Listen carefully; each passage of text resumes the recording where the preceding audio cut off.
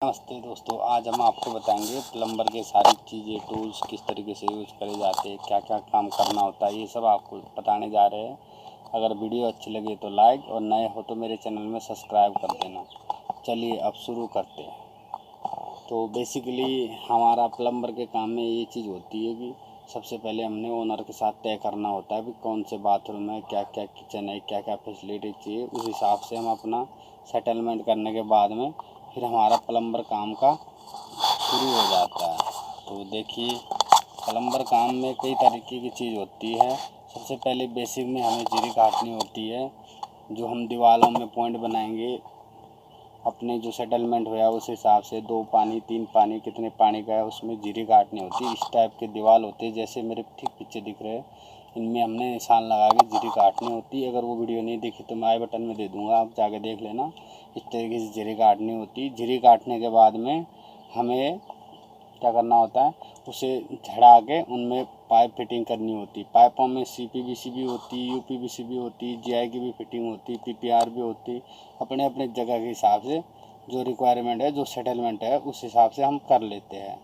तो उसके बाद में हमने अब ड्रेनेज लाइन डालनी होती और उसमें हमने पानी की जो वेस्ट पाइप होता है, वेस्ट पानी भी डालना होता है। और उसके बाद में वेस्ट पाइप के बाद 4 इंच का जो कमोड का पानी जाता है, लेटरिन का मलबा जाता है, वो सब भी हमने फिटिंग करनी होती। तो इसमें हम पानी में 2.5 इंच की ले लेंगे। नॉर्मली हम 2.5 में ही करते हैं काम। अगर ज़्यादा ना हो, 4-5 2-3 हो तो ठीक है, 4-5 से ज़्यादा हो तो 4 इंच, फिर 6 इंच, इस तरीके से बढ़ाते जाना होता है। तो अब ड्रेनेज में भी नए ट्रैप लगते हैं और सीट की जगह इंडियन सीट में भी ट्रैप लगता है। तो टी लगती है, हाफ बैंड लगता है, वायर टी लगती है, ये सारी चीज़ें होती है। सॉकेटें लगते हैं, सोलमेंट लगा के चिपकाना भी होता है उनको। अगर फ्लोर के हिसाब से लीकेज ना हो बोल के चैम्बर होते हैं तो वाटर प्रूफिंग करनी पड़ती है चैम्बरों की। तो इस तरीके से सब चीज़ होती है। फिर उसके बाद जो हमने बिछा दिए होंगे जो पाइप है, उन पाइपों में हमने अपना सीमेंट रख के चारों तरफ से पाइप, ताकि कभी ज़मीन बैठ भी गई पाइप में थोड़ा असर ना पड़े, ज़्यादा देर तक टिके, इसलिए हमें मसाला डाल के उन्हें सेट कर देना होता है। उसके बाद में हमने जैसे जैसे जो हमारी फिटिंग हो चुकी होती है, इस तरीके से हमने दोनों कर दिए होते। फिर हमारा कुछ काम बाद में सीट लगाना और उसके बाद छत की मतलब ड्रेनेज छत की वेस्टेज निकालनी होती। जब हम ये सारे काम कर देंगे उसके बाद में हमें अब फिनिशिंग का टाइम आ जाता है। सबसे पहले हमने सामान्य लिख देना होता है। इस टाइम में हमें पूरे बाथरूम में कंप्लीट टाइल पत्थर लगा हुआ मिल जाएगा। जब टाइल पत्थर लग चुका होगा तब फिनिशिंग का काम आ जाएगा, सीट भी लग चुकी होगी। तो इसके बाद में हमने डेड प्लग खोलने होते हैं। सबसे पहले बाथरूम के अंदरों के, किचन में, वॉश मशीन के बाहर जो हमने पॉइंट दिए रहेंगे पानी की लाइन का, वाटर लाइन का जो टैंक से आता है, उसके डेड प्लग खोलने होंगे। और उसके बाद हमारी 20 फिट करने का प्रोसेस शुरू हो जाएगा। तो डेड प्लग खोलने के बाद में हमने उनकी वाटर प्रूफिंग कर देनी। उसके बाद में हमने सीधे जाके अपनी टुंटियों को शुरू करना है फिट करने। तो टेपलोन की मदद से कुछ निप्पले भी लगते हैं उसमें, इसकी मदद से हम अपनी टुंटियाँ जब सेट कर देंगे, टुंटियाँ मिक्सचर जो भी लगाना हो, शावर सूर सब लग जाता है। तो ये सब लगने के बाद में जब हम और फिनिशिंग की तरफ आएंगे तो हमने पहले दीवार में लगाना होता है। कुछ काम प्लम्बर का दीवार में भी होता है और कुछ काम फर्श में होता है। फर्श में जैसे सीट, वॉश मशीन बिठानी, पेडिस्टल वाली जो आपने देखा होगा पाया होता है वॉश मशीन का, वो फर्श में रुकता है।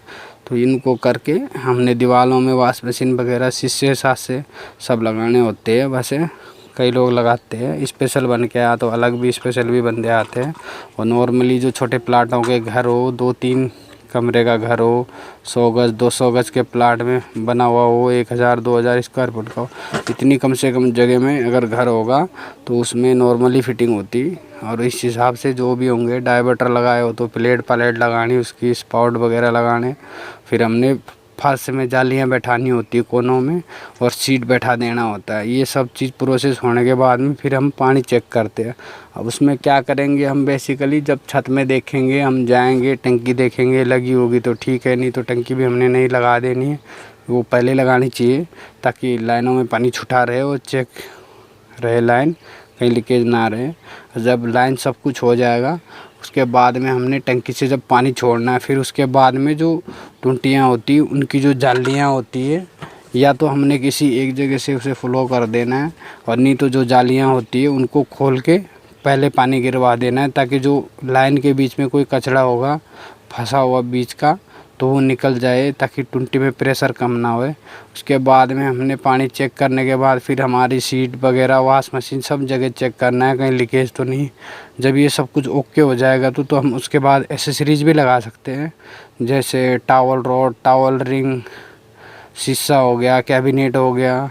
इस तरीके से कई वैरायटियाँ मिलती है, अलग अलग ब्रांड की अलग अलग होती है, तो वो सारी चीज़ भी हमें लगाना होता है प्लम्बरों को। जब हमारे काम का ये सब कुछ हो जाएगा तो एक मोटर का भी देखना होता है हमने। कहीं पे होता है समरसिबल, कहीं पे होती है म्युनिसिपैलिटी की लाइन, यानी कि पानी टंकी वाली सरकारी लाइन, या फिर हमें अपने आप मोटर फिट करनी होती। तो कहीं पे हैंडपम्प लगे हुए भी होते हैं, कहीं समरसिबल हो गया। अगर सरकारी पानी है ठीक है, सेफ्टी टैंक की है, अगर पानी के अलग सेफ्टी टैंक बना रखी वो भी बहुत बढ़िया बात है।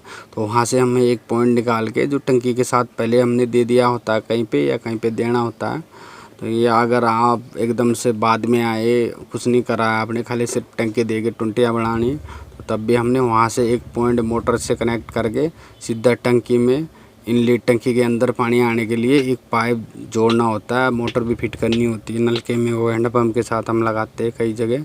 तो क्या है, हम हैंडपम्प मोटर सब कुछ ओके कर देंगे तो हमारे तीनों पानी चलेंगे। मोटर से हमें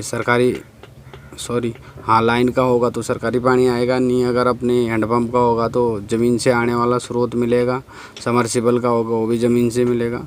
इस तरीके से हम पानी भर देंगे। पानी भरने के बाद ये चलेगा, और बाथरूम और किचनों में 3-3 पानी होंगे, तो एक में टैंक का पानी आ जाएगा, और एक में गीजर का पानी आ जाएगा, और एक में आपका आ जाएगा किस चीज़ का पानी, फ्रेश का पानी, ताज़ा पानी। ये जो हम अभी बताया ना मैंने मोटर लगाई है, इस मोटर का पानी आएगा। उस मोटर का पानी आने के बाद में तीनों टुंटियाँ, अगर कहीं पे हमारी लीकेज दिक्कत नहीं है तो हमारा काम ओके माना जाएगा। अगर हमारी कहीं पे लाइन में लीकेज है या 4 दिन 10 दिन तक, तो हमें पता चल जाएगा। अभी तुरंत करा हुआ हमने जो टुंटियाँ कसी है उसकी हमें तो पता है नहीं कि भाई क्या हुआ अंदर। तो बाद में अगर हम 1 हफ्ते 15 दिन बाद फिर से विज़िट करते, कमियां आती, तो अक्सर ज़्यादातर ओनर लोग भी बोल देते कि हमारे यहाँ लीकेज हुई, इसीलिए ना आ रहा है, पानी टप रहा है, तो तब जाके रिपेयर करना होता है। नहीं अगर आपने अच्छा काम करा तो बात की कोई ज़रूरत नहीं होती। और नॉर्मल एक मकान में प्लम्बर का काम लगभग मेरे को जितना आता है उस हिसाब से इतना ही होना चाहिए।